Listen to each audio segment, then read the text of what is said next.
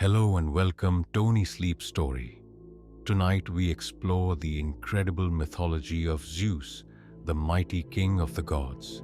If you enjoy these timeless legends, please like, subscribe, and leave a comment to support the channel. Now sit back, relax, and let's journey into the myths of ancient Greece.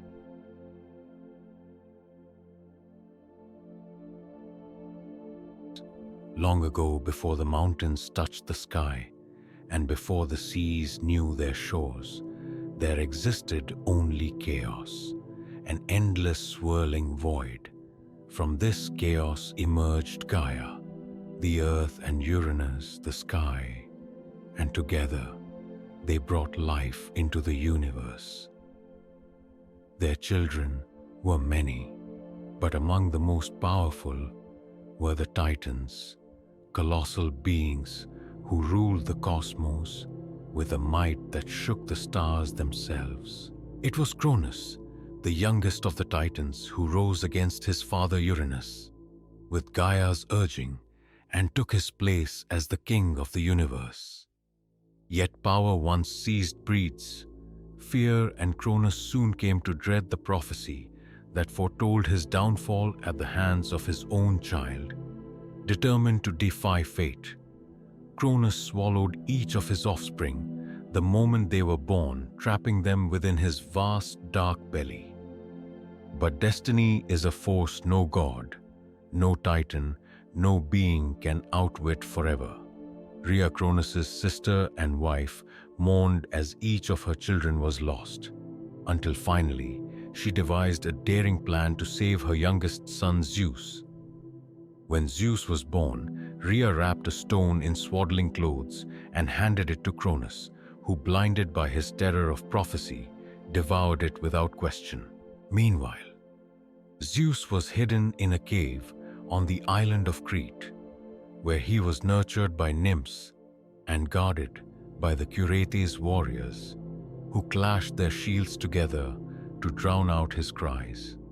The young god grew in strength and wisdom, fed on the milk of the divine goat Amalthea and honey of sacred bees, until the time came for him to claim his destiny. When Zeus reached manhood, he sought out the Titan, Metis, wise and cunning, who brewed a potion that would make Cronus regurgitate his swallowed children. Armed with this elixir, Zeus approached his father not as a challenger but as a cupbearer, and Cronus, unsuspecting, drank deep. With a mighty heave, Cronus vomited forth his offspring, Hestia, Demeter, Hera, Hades, and Poseidon, each emerging whole and furious. The siblings, once imprisoned in darkness, now united under Zeus's leadership, and together they declared war upon the Titans, a conflict that would come to be known as the Titanomachy. For 10 years, the war raged, shaking the heavens and the earth. Mountains crumbled and oceans boiled as gods and titans clashed. Yet the titans, though mighty, grew weary, while Zeus, with cunning and courage, sought allies beyond the known world. He descended into the depths of Tartarus, the prison of the Cyclopes and the Hecatoncheires, giants of 100 hands and 50 heads. With a bold heart, he freed these ancient beings, and in gratitude they gifted him weapons of unimaginable power: thunder, lightning, and the storm. Armed with these forces, Zeus unleashed his fury upon the Titans, striking them down with bolts so bright they turned night into day. Finally, the Titans were defeated and cast into the abyss of Tartarus, sealed away behind gates wrought of adamantine. Guarded by the Hecatoncheires, Cronus himself was either imprisoned or, in some tellings, exiled beyond the edges of the world. His rule forever ended. Victorious Zeus and his brothers and sisters ascended to Mount Olympus, the highest peak in Greece, and there they built their shining palaces among the clouds. Zeus was crowned the king of gods and men, ruling the heavens with his thunderbolt, while Poseidon was given dominion over the seas, and Hades claimed the underworld. Yet Zeus's reign was not born of pure justice alone. His rule was often challenged, for not even the gods could abide under a single will. Without question, first came the rebellion of the giants, children of Gaia, who rose from the blood of Uranus and sought vengeance against the Olympians. They hurled mountains at the sky, stacked boulders to reach Olympus itself, and their roars shook the cosmos. But Zeus, wielding his lightning with the aid of Heracles, his mortal son, yet to be born, struck them down one by one, hurling them into the depths of the earth. Still, even the mightiest king is not free from cunning threats. Zeus's own wife and sister Hera, along with Poseidon and Athena, once plotted against him, binding him in unbreakable chains to usurp his throne. But Thetis, the sea nymph, fetched the 100-handed Briareus, who freed Zeus, and with terrible fury he punished the conspirators, yet in his wisdom forgave them, for a king must temper might with mercy. Zeus was not a god of idle solitude. His heart was ever drawn to beauty and passion, and so many were the lovers who shared his bed, both mortal and divine. From these unions sprang a new generation of gods, demigods, and heroes. Athena, born fully armed from his brow after he swallowed her mother, Metis to prevent a prophecy. Apollo and Artemis, radiant twins born of Leto, who fled the jealous wrath of Hera. Hermes, the cunning messenger, born of Maya, in a hidden cave. Dionysus, god of wine and revelry, whose mortal mother, Semele, perished when she beheld Zeus's true form. Each child bore the mark of their father's power, shaping the fates of mortals and immortals alike. Among mortals, Zeus was revered and feared. He was the giver of laws, the upholder of oaths, the protector of guests and strangers. It was said that any traveler who knocked upon a door must be welcomed. For Zeus, Xenios watched, and any violation of hospitality would not go unpunished. Yet he was also known to unleash storms and disasters upon those who defied the will of the gods, striking with impartial fury at arrogance and hubris. Zeus's power was so vast that even the other gods often approached him with deference. Only the Moirai, the fates, held authority he dared not challenge, for even Zeus could not alter the thread of destiny, once spun in the great halls of Olympus, where the ambrosia flowed and the Muses sang sweet songs of creation. Zeus sat upon his golden throne, the eagle at his side, his scepter in hand, his gaze surveying both heaven and earth. Though Zeus ruled with might and wisdom, the world was not without further trials. His reign, while supreme, was a delicate balance between force and fairness, chaos and order. The Olympians, under his command, had to maintain not only the law among gods, but also justice among mortals. Zeus often took the role of arbitrator when disputes arose between the immortals. When the gods argued, it was Zeus who cast the final judgment, and none could overrule his decision once it was made. Even the proudest deities, Athena, with her keen mind, and Apollo, with his bright foresight, bowed to the authority of the king of Olympus. Despite the majesty of his rule, Zeus's heart was not free from mortal flaws.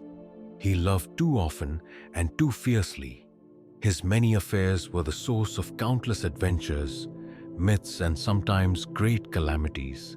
It was his love for the mortal Leda that led to the birth of Helen, whose face would later launch 1,000 ships and ignite the flames of the Trojan War. With Europa, he crossed the sea in the form of a great white bull, carrying her to Crete, where she bore him 3 sons, among them Minos, the wise king of Crete. With Alcmene, he fathered Heracles, the mightiest of heroes, destined to endure 12 labors that would test his strength and soul.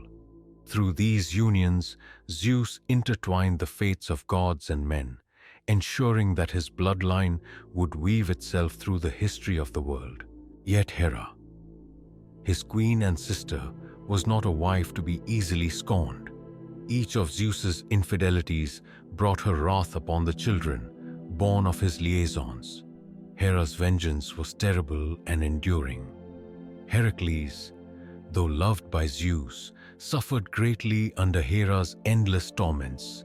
Driven to madness, forced to commit acts so grievous that he was condemned to a life of penance and struggle. Even the mighty Io, whom Zeus sought to protect by turning into a white cow, could not escape Hera's relentless pursuit, chased across the earth by a gadfly sent by the vengeful goddess. Throughout these conflicts, Zeus maintained a certain aloofness. He was king, not merely by power, but by fate and necessity. He was not a god of simple joys, but one burdened by the weight of destiny. Often he would ascend to the highest peak of Olympus, seated upon a throne forged of celestial gold, from where he gazed down upon the mortal world and his divine kin. His eagle would perch beside him, sharp-eyed and vigilant, a living symbol of his sovereignty and vision. In times of great crisis, Zeus's role was paramount. When Phaethon, the mortal son of Helios, tried to drive the sun chariot across the sky and threatened to burn the earth, it was Zeus who intervened, striking the reckless youth down with a bolt of lightning to save the world. When Lycaon, a king of Arcadia, sought to test Zeus by serving him human flesh, Zeus in his wrath turned him into a wolf and unleashed the great flood that would wash away the corrupt men of the earth. Only Deucalion and Pyrrha, the pious and pure, were spared, entrusted with the rebirth of humanity. As the centuries passed, Zeus's influence did not wane, but grew more profound. Every oath sworn, every guest welcomed, every sacrifice made upon the altars of the temples was a prayer sent up to the mighty god. His priests tended sacred groves where the ancient oaks whispered of his power, and at Olympia, athletes competed in his honor, striving for glory that would echo through the ages. The Olympic Games themselves, a festival of strength, skill and devotion, were Zeus's testament among mortals, celebrating the ideals of excellence he embodied.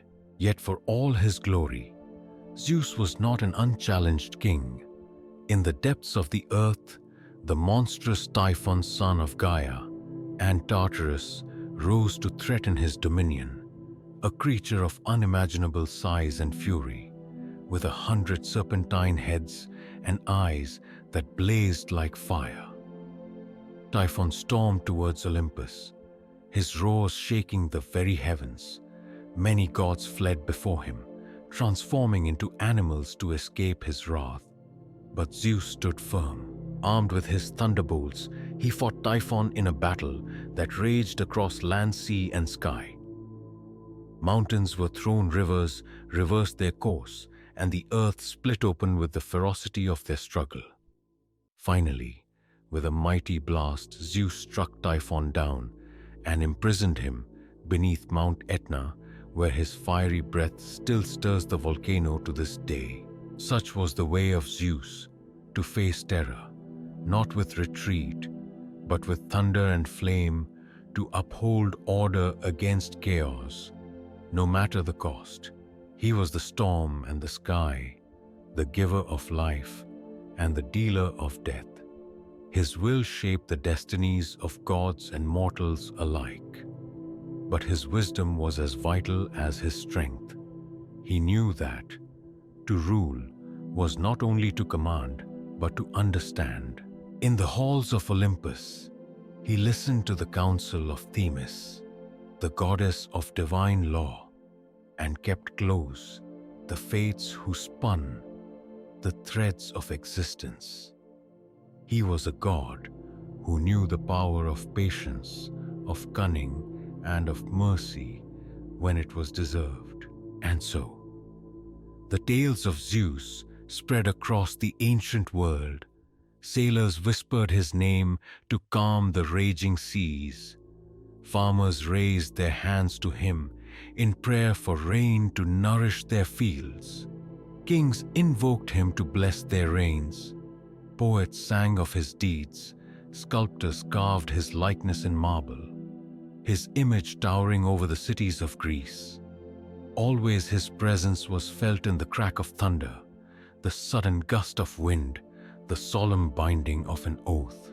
But even as time wore on, even as new gods and new peoples rose, the story of Zeus remained vibrant, for he was not just a god among gods, but the very embodiment of the sky itself, eternal, vast, and unknowable. To speak of Zeus was to speak of power beyond mortal comprehension, of justice that could be both kind and cruel, of passion that shaped the course of history. He was at once a protector and a destroyer, a father and a judge, a lover and a tyrant. He was and forever would be the king of the gods. Though Zeus reigned supreme, there were moments when even the king of the gods faced challenges, not from outside threats, but from within his own family. For among the Olympians, pride was abundant, and ambition was rarely far behind. There came a time when Hera, Poseidon, and Athena grew restless under his rule. They whispered among themselves, plotting to overthrow him. They thought Zeus had become too tyrannical, too absorbed in his own glory to rule wisely. Together they crafted a plan. They would seize him while he slept, bind him in chains no god could break, and divide the heavens, the seas, and the earth among themselves. One night, as the silver moon watched from above, they put their plan into motion. Zeus was captured, his mighty limbs pinned by enchanted bonds. It seemed for a heartbeat that the king of Olympus had fallen. But Thetis, the sea nymph, loyal and wise, foresaw disaster. She fled to summon Briareus, the 100-handed giant, one of the ancient beings whom Zeus had freed from the depths of Tartarus during the Titanomachy. With his 100 arms, Briareus undid in moments what the conspirators had spent hours binding. Zeus rose from his captivity with the fury of a thunderstorm. His rage was terrible to behold. Hera was seized and bound by golden chains suspended from the heavens for all to see. Athena and Poseidon were banished from Olympus. For a time, their rebellion crushed beneath the heel of Zeus's supremacy. This event served as a reminder to all: Zeus was not merely a king by force. He was king by destiny. The heavens themselves answered to his voice, and betrayal was not something he forgave lightly. In his mercy, though, Zeus later freed Hera and restored order among the gods. Harmony, for a time, returned to Olympus. Festivals were held with ambrosia flowing freely, and the songs of the muses filling the sacred halls. Even Hermes, the trickster, played his lyre to coax laughter from the assembled deities. Yet Zeus's concerns extended far beyond Olympus. On earth, mankind flourished, and with it, their sins multiplied. Zeus watched as humans became arrogant, disrespecting the gods, breaking sacred oaths, and waging wars without honor. Displeased, he decided that a great cleansing was necessary, and so came the time of the great flood. Zeus summoned thick dark clouds and commanded Poseidon to unleash the fury of the seas. Torrential rains fell, rivers overflowed, and the oceans surged onto the land. Towns were swallowed whole. Forests disappeared beneath the waters. Only a few mortals survived: Deucalion and Pyrrha, who, warned by the god Prometheus, had built a sturdy chest to ride out the deluge. For their piety and perseverance, Zeus spared them, allowing them to repopulate the earth once the waters receded, thus giving humanity a second chance. Through such trials, Zeus molded the world according to his vision, a place where justice and reverence for the divine were paramount. But he was not without compassion. Whenever mortals showed true humility, wisdom or bravery, Zeus would reward them.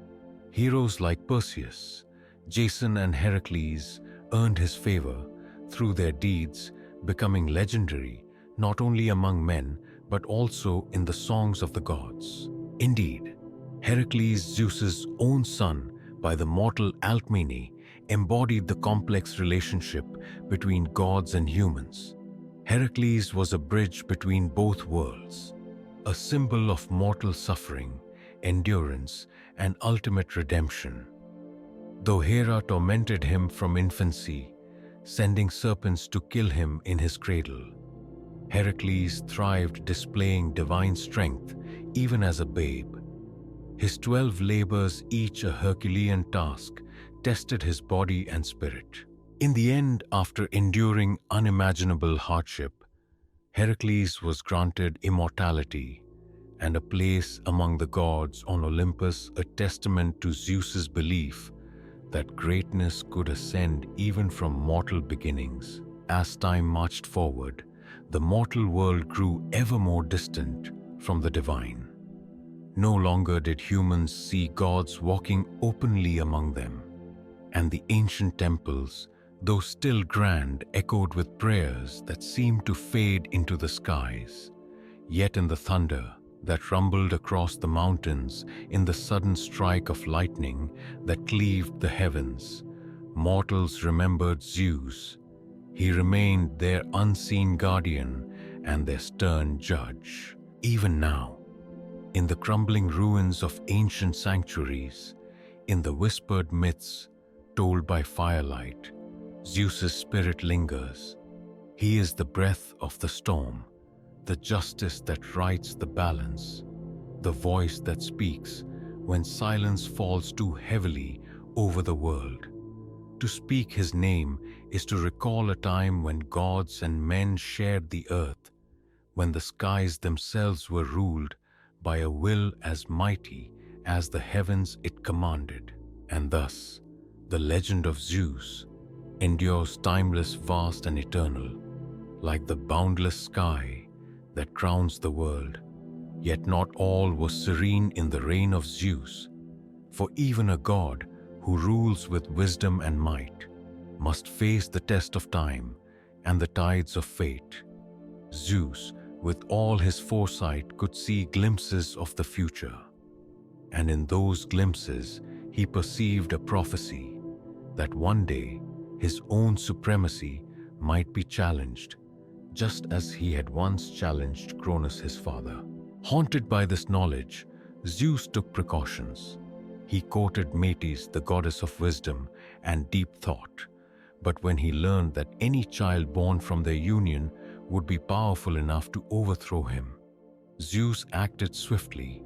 He swallowed Metis whole, absorbing her wisdom into himself. Thus, when Athena was born, she sprang fully grown and fully armed from Zeus's forehead, a daughter of mind and might, not of natural birth. And Athena, wise and steadfast, became one of Zeus's most trusted children, not a threat but a protector of his rule. The bonds of family were both Zeus's strength and his burden. His children with mortal women, Perseus, Heracles, Helen of Troy, became heroes, legends, and sometimes the causes of strife among gods and mortals alike. His children, with goddesses like Apollo and Artemis by Leto, became pillars of Olympus, brilliant in their own domains. Apollo with his golden bow and the light of prophecy, Artemis, fierce huntress and protector of the wild. But not all the children of Zeus stayed loyal. Some, like Ares, the god of war, often sowed chaos even among the heavens, bringing quarrels and bloodshed. Others, like Dionysus, spread wildness and revelry, delighting Zeus, even as they introduced unpredictability to the mortal realm. And then there was Prometheus, though not a son, yet a rebel, close to Zeus's heart once. Prometheus defied the king of the gods by stealing fire from Olympus and giving it to mankind. It was a gift of light and power, and for this bold act, Zeus punished Prometheus severely, chaining him to a lonely rock where an eagle tore at his liver each day, only for it to regrow each night. Still, Zeus's heart was not without mercy. Eventually, it was Heracles, Zeus's own mortal son, who was permitted to free Prometheus, symbolizing that even divine wrath can be tempered by compassion. In the golden halls of Olympus, Zeus often pondered the fate of gods and men alike. He knew that the age of the gods was not infinite, that new forces would someday rise, and the worship of humanity would wane. But for now, he reveled in the glory of his reign, the glittering feasts on Olympus where ambrosia and nectar flowed, the tournaments of the gods where swift Hermes would race against the winds and mighty Apollo would pluck melodies from his lyre so sweet that even stones wept. Zeus presided over all, the arbiter of justice, the granter of victory, the punisher of hubris. He was the roaring storm over mountaintops, the bright blaze of sunlight over the fields, the judge who weighed the hearts of kings and the fates of nations. His thunderbolt was not merely a weapon of destruction, but a symbol of authority, a reminder that power must be wielded with care, or it would scorch even the hand that held it. His marriage to Hera, though often fraught with tension and betrayal, anchored the divine order. Hera, proud and fierce, ruled beside him, protector of marriage and family, though she never forgot nor forgave Zeus's many infidelities. Their love was complicated, passionate, volatile, enduring. Through their union, they embodied the forces of stability and change, love and rivalry, creation and conflict. When mortals strayed too far into arrogance, claiming powers that belonged to the gods, Zeus intervened, like in the tale of Niobe, queen of Thebes, who dared boast that she was greater than Leto because she had more children. In wrath, Zeus sent Apollo and Artemis to strike down her sons and daughters, teaching a bitter lesson in humility. Or the story of Salmoneus, who in mad folly imitated Zeus himself, commanding his subjects to worship him as a god. For this blasphemy, Zeus struck him down with a thunderbolt, obliterating him from the earth. But Zeus was also a god of reward, granting fortune and fame to those who honored the sacred laws of hospitality and reverence. The pious Baucis and Philemon, simple peasants who welcomed strangers into their home, who were in fact Zeus and Hermes in disguise, were blessed beyond measure, transformed into intertwined trees, so they could remain together for all eternity, their love immortalized in nature itself. As centuries passed, heroes continued to rise and fall under the watchful eyes of the gods. The mightiest among them, Odysseus, Perseus, Jason, carried pieces of Zeus's spirit, cleverness, courage, cunning. Zeus aided them when they remembered the gods, when they showed bravery, tempered by wisdom. But when they grew proud, believing themselves greater than the divine, punishment was swift and often fatal. And in the high heavens of Olympus, as twilight crept across the endless skies, Zeus would sit upon his throne of gold and ivory, his eagle at his side, the scepter of kingship in his hand, the thunderbolt at rest by his feet. He would watch the stars wheel overhead, the mortals' love and war below, and the endless dance of life continue.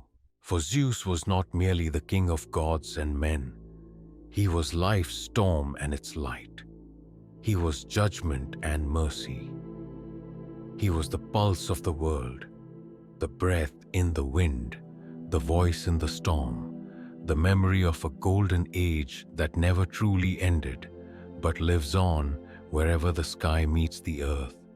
But the rule of Zeus, though mighty, was not uncontested even after the fall of the Titans. For deep beneath the earth, in the smoking caverns of the world, a new terror was born.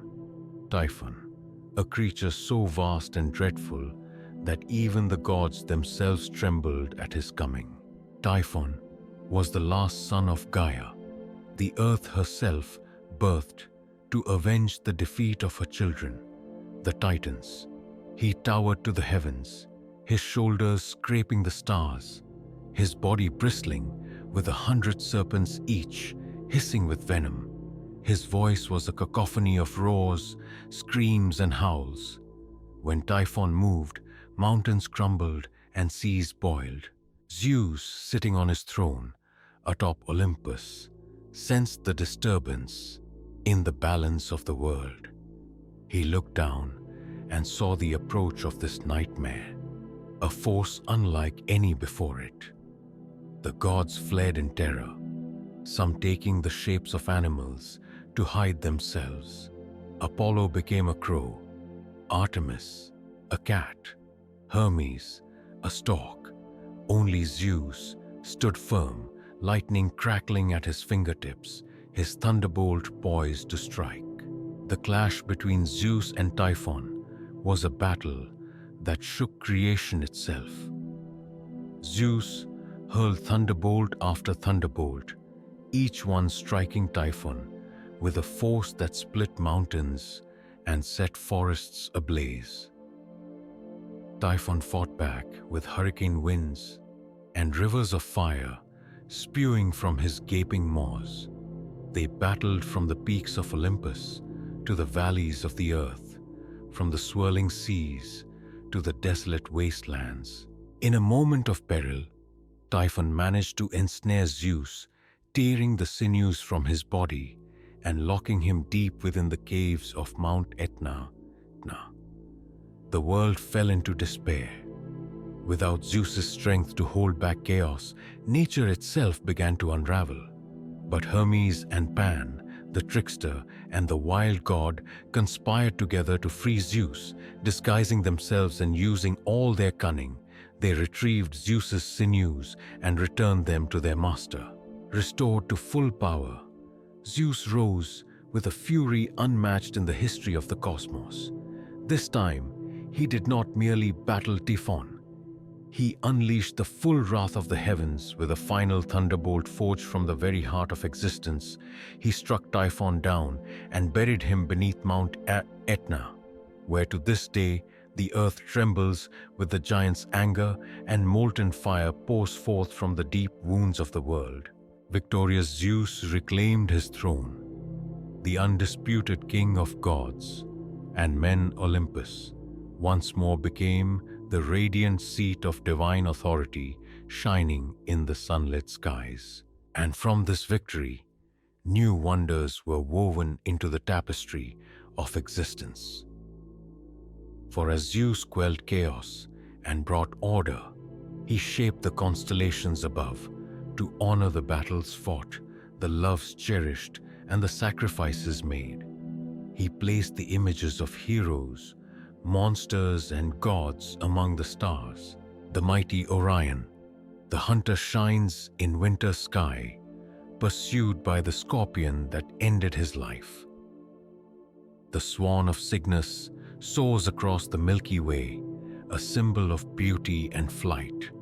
Even the eagle, that had once been Zeus's loyal companion, the bearer of his thunderbolts, was immortalized among the stars. Each constellation told a story, a whisper, from the age when gods still walked among men. And whenever mortals looked upward, they would see those lights and remember, the sky itself was a canvas upon which Zeus had painted the memory of all things great and terrible. But even as the heavens sparkled with immortal signs, life on earth churned forward, rich with new challenges and triumphs. Zeus, ever watchful, guided heroes on their quests. Hercules, his greatest mortal son, undertaking the 12 impossible labors. Perseus, slaying the Gorgon Medusa. Jason, seeking the Golden Fleece. When the balance of the world was threatened, Zeus would intervene, not always gently, for his justice was swift and often harsh, yet always his hand shaped the destiny of mortals, pushing them toward greatness, or humbling them when pride grew too fierce. And so the ages turned beneath the unblinking gaze of the king of Olympus. Kingdoms rose and fell, songs were sung, battles fought, love found and lost, all beneath the endless heavens. And though men aged and the world changed, Zeus remained the thunder in the mountains, the whisper in the pines, the brilliance in the storm. He was more than a god. He was the living will of the cosmos, the pulse of divine order, the flame that could never be extinguished. Thus the story of Zeus stretches on, timeless as the stars, fierce as the storm, tender as the rain upon the fields. For in every crack of thunder, every flash of lightning, his voice still echoes, whispering that in all things, from the loftiest heights to the humblest earth, the power of the gods endures. Though Zeus ruled with thunder and lightning, it was not through might alone that he maintained order in the world of men and gods. His justice, stern and absolute, shaped the fate of mortals whose pride or wickedness challenged the divine laws. Among the first to feel the heavy hand of Zeus's judgment was Sisyphus, the cunning king of Corinth. Sisyphus, clever beyond measure, but corrupt in his heart, thought himself smarter than the gods. He betrayed divine secrets, deceived death itself, and mocked the sacred ways that kept harmony between the heavens and the earth. When Sisyphus tricked Thanatos, the god of death, and chained him so that no mortal could die, chaos spread across the world. The old and weary suffered endlessly, and the balance of life and death was broken. Zeus, enraged at such defiance, intervened directly. He restored death to the world and sentenced Sisyphus to an eternal punishment. In the deep gloom of the underworld, Sisyphus was condemned to roll a massive boulder up a steep hill. Each time he neared the summit, the rock would slip from his grasp and crash back to the base, forcing him to begin again. Forever straining, forever failing, Sisyphus became a symbol of futile labor, a warning to all who would mock the order of Zeus. But he was not the only mortal to taste the bitter fruit of divine punishment.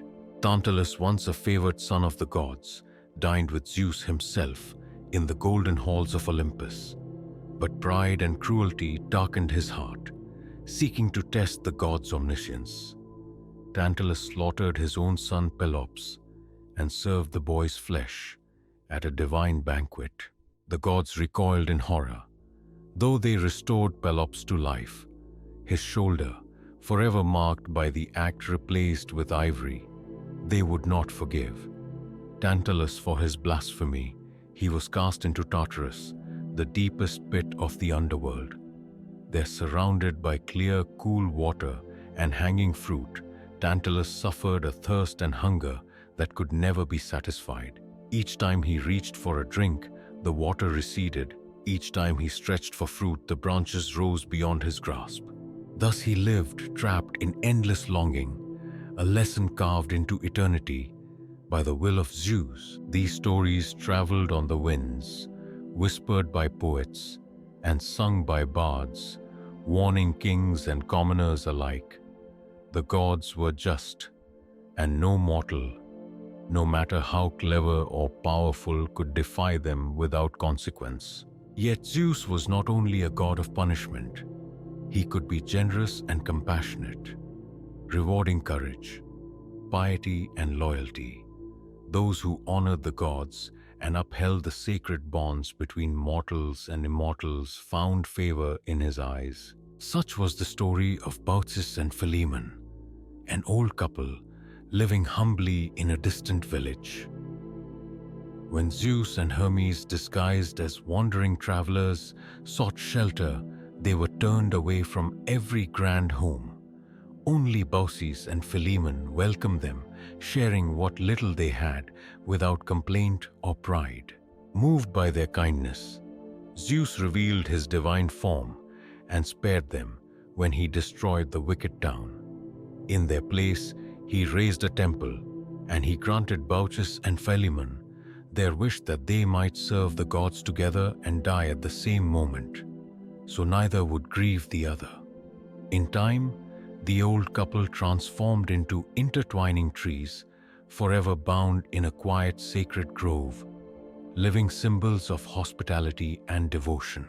Thus, the justice of Zeus was a double-edged blade, sharp against arrogance and wickedness, yet tender to humility and virtue. Throughout the ages, Zeus continued to shape the fates of heroes and nations, sometimes through his own intervention, sometimes through his children. For many of the demigods born of Zeus's unions with mortal women would become the greatest champions of myth and legend. Among them was Heracles, known to mortals as Hercules, whose strength and courage surpassed all men. Heracles was the son of Zeus and the mortal woman Alcmene, and from birth Hera, the jealous queen of the gods, hated him. She sent serpents to kill him in his cradle. But even as a babe, Heracles crushed them in his tiny fists. Under Hera's relentless hatred, Heracles was driven mad and committed a terrible crime for which he would seek redemption by undertaking 12 impossible labors, tasks that would take him to the ends of the world and beyond. Each labor tested not just his strength, but his resilience, his wit, and his spirit. Through Heracles, Zeus's bloodline on earth shaped a new understanding of what it meant to struggle to fall and to rise again. And all the while, from his throne atop Olympus, Zeus watched. His gaze was like the sun, warming the good, searing the wicked, and shining without partiality across the earth. The myths tell us that to live under the rule of Zeus was to walk always between fear and hope, to respect the sacred, to honor guest and stranger, to revere the oaths sworn in his name. For those who forgot these sacred duties, the punishments were harsh and eternal, but for those who remembered, the blessings were as endless as the stars. Even now, when the storm clouds gather and the thunder rolls across the sky, there are some who listen closely. They say it is Zeus still watching, still judging, his voice rumbling through the heavens, a timeless reminder that the gods are never far away, and that justice, though it may be patient, is inevitable. Beyond his judgments and blessings among men, Zeus's will wove itself into the very bloodlines of the greatest houses of Greece. His children, half divine, half mortal, became the founders of noble dynasties whose fame would endure for centuries. One such line began with Perseus, born of Zeus, and the mortal Danae, trapped in a tower of bronze by her fearful father. Danae seemed beyond the reach of mortal men, but Zeus, master of all forms, came to her as a shower of golden light, falling gently through the narrow slits of her prison. In that moment, Perseus was conceived, destined to change the fate of kingdoms. Perseus grew into a man of extraordinary courage, tasked with a seemingly impossible quest to bring back the head of the Gorgon Medusa, whose gaze turned men to stone. Perseus faced monsters, witches, and vast dangers, but he had the favor of the gods. Hermes gave him a sword sharp enough to cut through anything. Athena gifted him a polished shield like a mirror, and Zeus himself watched over his son's journey. With these divine gifts, Perseus succeeded where none had dared, and through his lineage, the blood of Zeus flowed into future kings and warriors, each bearing some fragment of his celestial might. And then there was Minos, the great king of Crete, son of Zeus, and Europa, a mortal princess whom Zeus loved dearly. Taking the form of a magnificent white bull, Zeus carried Europa across the sea to the island of Crete, where he revealed himself and honored her above all others. From their union came Minos, whose reign was marked by wisdom, power, and mystery. Minos was not just a ruler. He was a judge known for his fairness and his dedication to the law. Even after death, the myths say, Minos became one of the judges of the dead in the underworld, standing beside Aeacus and Rhadamanthus to weigh the souls of men, a fitting destiny for the son of Zeus, king of both gods and justice. Yet not all the children of Zeus bore only glory, for with divine favor often came suffering, and the weight of destiny was a heavy crown. Helen of Troy, said to be the most beautiful woman ever born, was another child of Zeus. She came into the world when Zeus, taking the form of a swan, sought out Leda, queen of Sparta. From that strange and fated union, Helen was born a mortal woman, so radiant that wars would be fought for her love. Cities would burn and heroes would fall. Through Helen, Zeus's influence reached into the very heart of human conflict, proving that beauty could be as powerful and dangerous as any storm. From the misted heights of Olympus, Zeus saw all these threads weaving together: the proud, the ambitious, the noble, and the foolish, all moving at once through the grand design he had set into motion.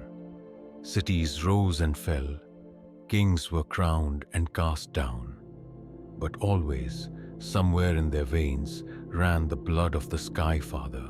And Zeus did not favor one city alone.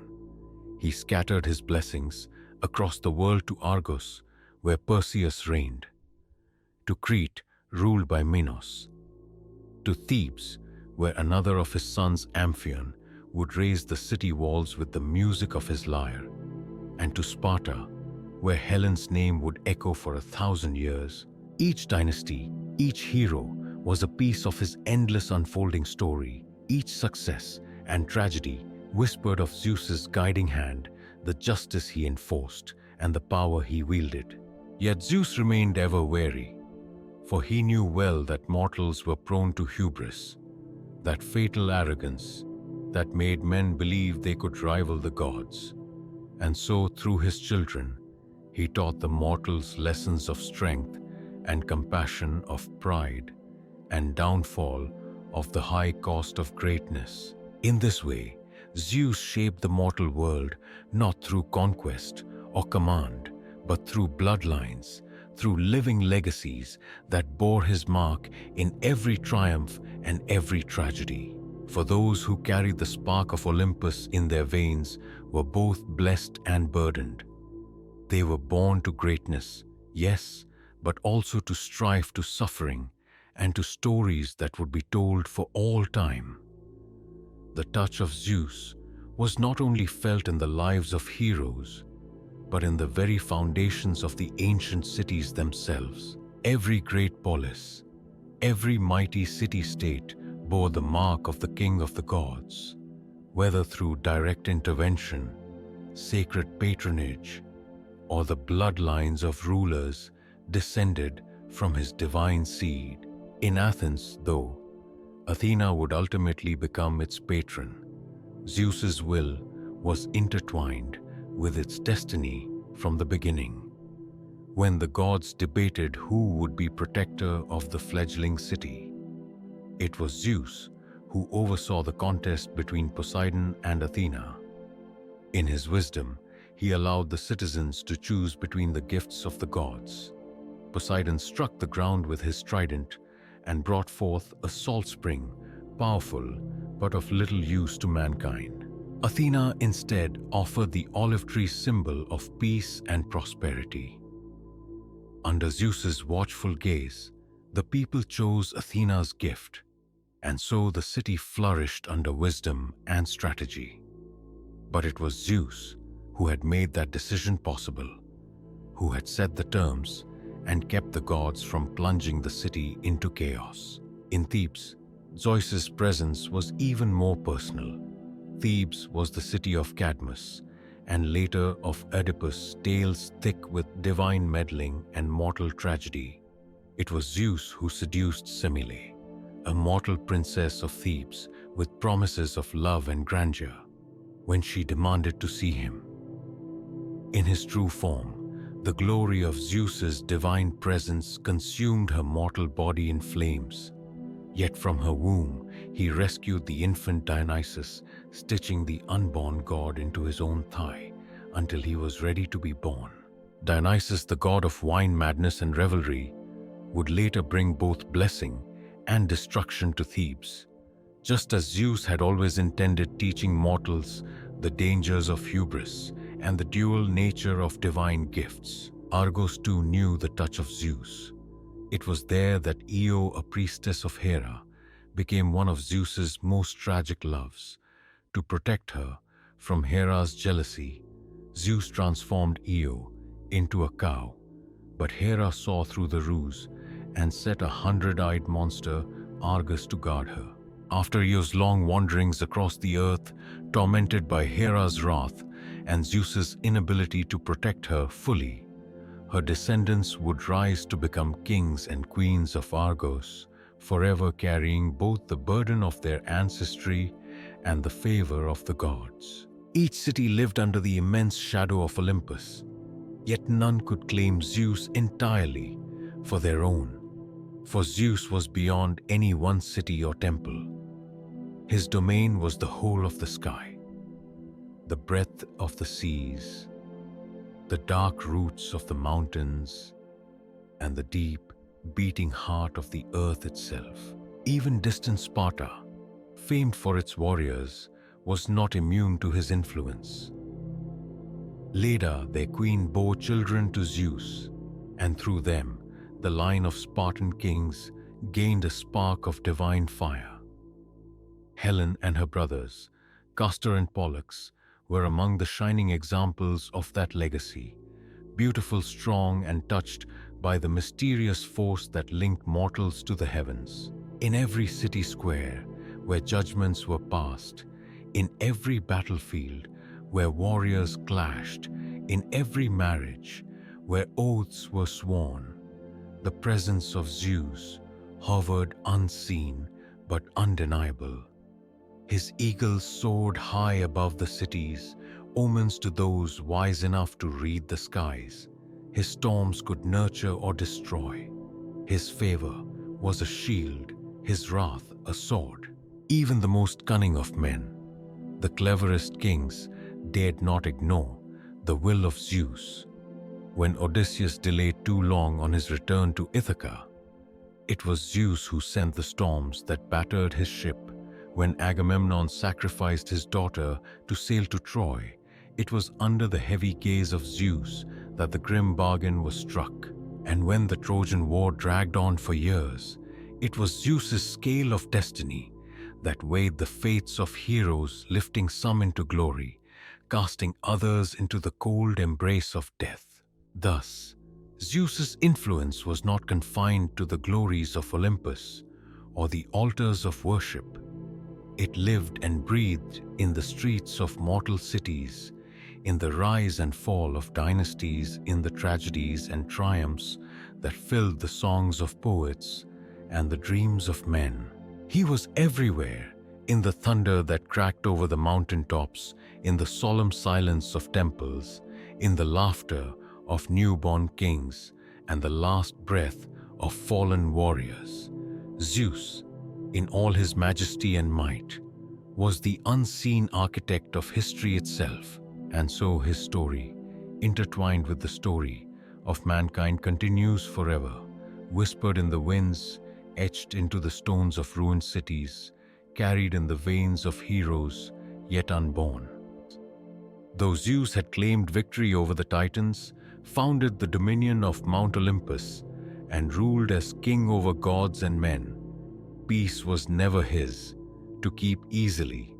Power once seized demands endless vigilance to maintain, and for Zeus, the greatest challenge often came not from beyond Olympus, but from within himself, from his own pride, desires, and the intricate weavings of fate.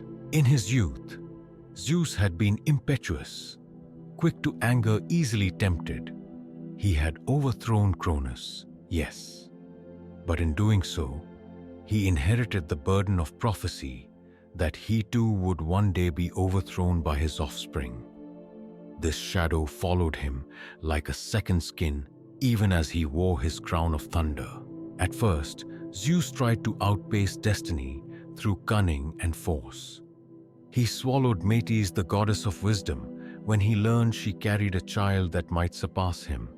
But destiny, ever cleverer than kings, found a way. From Zeus's own head, the goddess, Athena was born armored and radiant, a daughter born not of betrayal, but of strength. Zeus watched her with pride and fear. Would she be the one to overthrow him? Was love not enough to guard against the treachery of fate? And so, over the centuries, Zeus's heart hardened in some ways and softened in others. He grew cautious with power, generous when he could afford to be ruthless when he must. He came to realize that force alone could not bind the world together. It was through balance, through justice, that Olympus would endure. He sat more often in solemn council with Themis, goddess of divine law, listening to her wisdom. He sent Hermes, his faithful messenger, to soothe disputes among mortals. He took care to punish arrogance, but also to reward devotion and kindness. Still, temptation never truly left him. Zeus's love affairs, so numerous, they stained the skies with stories, were more than the acts of lustful fancy. They were his attempts to taste mortal life, to feel the fleeting fire of passion that even immortality could not replicate. But each union, each deception wove further complications into the tapestry of his reign. There were times when Zeus wept in secret, beyond the gaze of gods and men, when the world suffered from his misjudgments, when cities burned in wars ignited by jealousies of his own making. He bore the grief in silence. For to show weakness on Olympus was to invite rebellion, and he could not, would not risk the collapse of the fragile order he had fought so hard to build. In the later epochs, Zeus became less the thunderous warrior and more the wise father. Mortals still feared him, but they also revered him for the balance he maintained. They called upon him as Zeus Zenius, protector of guests and travelers, as Zeus Horkios, guardian of oaths, as Zeus Soter, the savior. From his high throne upon Mount Olympus he gazed out across the ages, watching civilizations rise and fall, watching heroes seek glory and gods squabble over trifles. He intervened less directly, now trusting in fate's slow and steady hand. Yet even in his wisdom, Zeus remained ever wary. He knew that no power, no wisdom, no love could ever truly outmatch the will of destiny. Someday perhaps a force would arise. Even he could not stop. Someday the twilight of Olympus would come. But that day was not today. And so Zeus, king of the gods, lord of the sky, wielder of the thunderbolt, remained. He ruled not only with strength, but with the hard-earned knowledge that to be king is not merely to command, but to carry the unbearable weight of all who depend upon you. Beneath the endless blue sky above the shifting mortal world, Zeus endured mighty, flawed, wise, eternal. Yet even the king of the gods, with all his thunder and might, could not freeze the rivers of time. Seasons shifted, empires rose and fell beneath the gaze of Olympus. Great heroes came and went, Achilles with his doomed glory, Odysseus with his restless mind, Heracles with his terrible labors. Each time humanity faltered, each time chaos threatened the balance of the world, the heavens rumbled, and the mortals turned their eyes upward, whispering prayers to Zeus. But the prayers grew softer over the centuries. Mortals, emboldened by their own achievements, turned their devotion elsewhere, to philosophies, to empires, to the unknown. And so, Olympus, once vibrant with divine laughter and quarrels, began to quiet. Zeus, from his lofty throne, watched as the golden age of gods waned into twilight. He could not stop it, just as he could not stop the river from flowing to the sea. For all his power, he had learned the greatest truth of all. Even immortality is not a shield against change. The gods grew distant, becoming stories told by flickering firesides, names etched into fading marble. Zeus himself became less a king and more a symbol of power, of judgment, of the vast forces of nature that no mortal could truly tame. Yet still, in every crack of thunder, in every flash of lightning, splitting the night sky, there echoed the memory of Zeus. His spirit wove itself into the very fabric of the world, a reminder that no matter how mighty mortals became, they remained but small figures in a universe vast and untamed. Zeus did not rage against this fading. He accepted it with the dignity only the greatest kings could possess. He entrusted the future to humanity, to their courage and their folly alike. His reign was never about crushing men beneath divine heels, but about guiding them toward a destiny that even the gods could scarcely comprehend. And so Zeus passed not into death, for death is a human thing, but into legend. When the storms roll across the mountains, when the mighty oak trees tremble beneath the skies, when justice demands a voice louder than kings and conquerors, the world remembers him. He is the thunder in our storms. He is the justice in our hearts. He is the echo of power and mercy intertwined. Zeus, king of the gods, still reigns, not from Olympus, not from palaces of marble and gold, but from the silent awe that stirs in every soul when the sky itself speaks. Thus ends the story of Zeus, not as a tyrant, not as a hero, but as the eternal heartbeat of the heavens,